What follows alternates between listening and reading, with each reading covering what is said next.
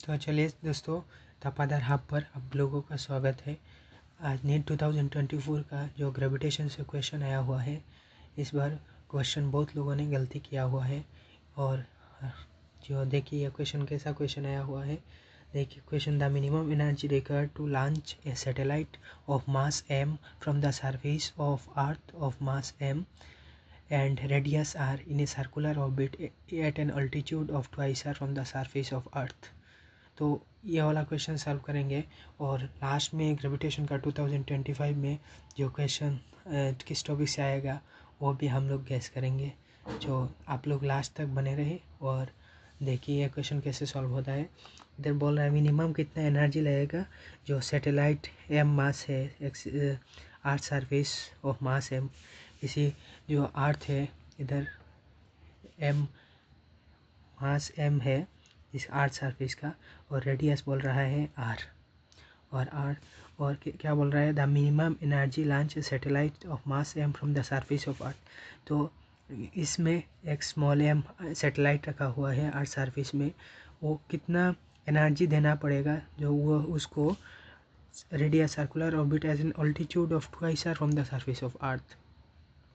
Twice r surface of earth से twice are distance जाएगा तो कितना एनर्जी लाएगा, मिनिमम कितना एनर्जी देना पड़ेगा उसको उधर जाने के लिए। तो क्या है, तो उधर भी एक ऑर्बिट बनेगा जहाँ पर वो घूमेगा इधर जब जाएगा ट्वाइस आर में ये एम मास। तो पहले क्या है, हम लोग इसके एक फार्मूला है, शॉर्टकट फार्मूला जो हम लोग हर कोई लगा देता है जो इस तरह का क्वेश्चन आने के बाद। जो 2000 देखिए फार्मूला क्या है, हम लोग जब change in gravitational potential energy होता है when object taken from surface of earth to a height h, जो डेल्टा यू होता है ना, एक फार्मूला होता है mg, ये शॉर्टकट फार्मूला हर कोई लगा देता है 1 + h/r। तो h क्या है, ये वाला इधर से इतना तक h है, तो ये फार्मूला लाएगा। पर अलग वर्क एनर्जी थ्योरम से ये भी करेंगे। पहले तो ये क्वेश्चन ऑप्शन में ये डायरेक्ट दिया हुआ है, ये देख सकते हो आप लोग। जो एज का वैल्यू दिया हुआ है ट्वाइस आर, तो ट्वाइस आर इधर बैठाएंगे तो क्या आंसर ये 2/gm/3 आ रहेगा। तो ऑप्शन में भी ये आंसर है, पर ये आंसर एक्चुअली नहीं है। तो ये काइनेटिक एनर्जी ऐड करना पड़ेगा, तो तब आंसर यही होगा उसमें काइनेटिक एनर्जी ऐड करने के बाद। तो 2020 तुम्हारा अलग अलग 23 19 में भी क्वेश्चन आया इस फार्मूला से, देख सकते हो। ये देखिए ये वाला, work done raise to mass m from the surface of earth h which is equal to the radius of earth. ये भी एक क्वेश्चन था जो फार्मूला दिखाया था।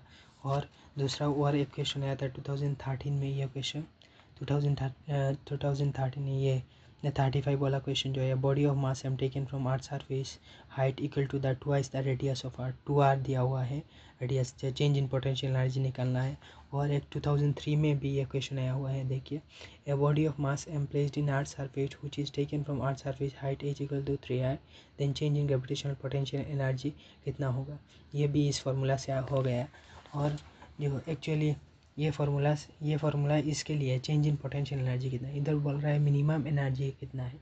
तो हम लोग कंजर्वेशन ऑफ एनर्जी से करेंगे इस फार्मूला, ये शॉर्टकट से नहीं चलेगा, कंजर्वेशन एनर्जी लगाना पड़ेगा। तो कंजर्वेशन एनर्जी क्या है, जो पहले इनिशियल पोटेंशियल एनर्जी और total initial kinetic energy, total पहले इनिशियल में जो टोटल एनर्जी है वो कंजर्व करेंगे। वो कितना है, देखिए वो m मास है, तो इनिशियल इधर जब अर्थ सरफेस में है तो उसका काइनेटिक एनर्जी तो जीरो है, वो रोटेट नहीं कर रहा है, वो रेस्ट पे है, तो काइनेटिक एनर्जी जीरो हो जाएगा, सिर्फ पोटेंशियल एनर्जी रहेगा। तो इनिशियल में कितना होगा, इनिशियल काइनेटिक एनर्जी यही होगा। तो देखिए और कितना होगा, पोटेंशियल एनर्जी जो काइनेटिक एनर्जी जीरो हो गया और इन्हीं पोटेंशियल एनर्जी रहेगा। तो पोटेंशियल एनर्जी कितना होता है, पोटेंशियल एनर्जी माइनस Gmm/, ये आर होता है। आर क्या है, आर होता है डिस्टेंस से, जैसे जो तुम्हारा सैटेलाइट दिया हुआ है उसका डिस्टेंस है सेंटर तक कितना डिस्टेंस है, तो इधर कितना दिया हुआ है -Gmm/R, ये डिस्टेंस आर है ना। और जो ये तो पहले वाला कितना टोटल एनर्जी मिला, और दूसरा वाला क्या है, दूसरा वाला बोल रहा है कितना, इधर जो पहले इतना इनिशियल टोटल एनर्जी है और दूसरे में इधर जाने के बाद कितना एनर्जी रहेगा, तो उधर जाने के बाद कितना एनर्जी रहेगा, टी फाइनल टोटल एनर्जी कितना होगा, U initial potential energy plus kinetic energy final. तो पोटेंशियल एनर्जी कितना रहेगा, minus G M M by are, तो minus G M by R क्या है, आर सेंटर से इतना तक सैटेलाइट, तो अभी सैटेलाइट कहाँ गया, ट्वाइस आर डिस्टेंस सरफेस से चला गया। तो हम लोग डिस्टेंस जब लेंगे तो हम सेंटर से सैटेलाइट तक लेंगे, तो आर प्लस ट्वाइस आर होगा, ये थ्री आर हो जाएगा, are plus twice are 3r हो जाएगा। और प्लस काइनेटिक एनर्जी कितना होगा, काइनेटिक एनर्जी, ये स्टूडेंट का गलती कहाँ हुआ, ये जो कंजर्वेशन लगाया यहाँ पर ये वाला से डिस्टेंस नहीं लिया, ये वाला 2r ले लिया, इसलिए गलत हुआ आंसर। और काइनेटिक एनर्जी कितना रहेगा, half M P naught square, ये kinetic energy half B naught square का, ये ऑर्बिटल वेलोसिटी है पी नॉट स्क्वायर, ये ऑर्बिटल वेलोसिटी है, कितना ऑर्बिटल वेलोसिटी कितना होता है, ये स्क्वायर है ऑर्बिटल वेलोसिटी का वैल्यू, ये होता है b is equal to orbital velocity का फार्मूला ये होता है b naught is equal to root over G M by r, orbital velocity यही है फार्मूला। तो r ये सेंटर से सैटेलाइट का डिस्टेंस है, तो क्या होगा minus G M M by 3r plus half into M into V naught कितना होगा, जी एम बाई स्क्वायर है ना, इसलिए इधर रूट चला जाएगा, तो जी एम बाई आर कितना है इधर से, आर प्लस ट्वाइस आर, तो 3r हो जाएगा, 3r हो जाएगा। तो कितना है आंसर देखिए, minus G M by 3r plus तो 6r जी एम, तो यह कैलकुलेट करने के बाद क्या आएगा, 6r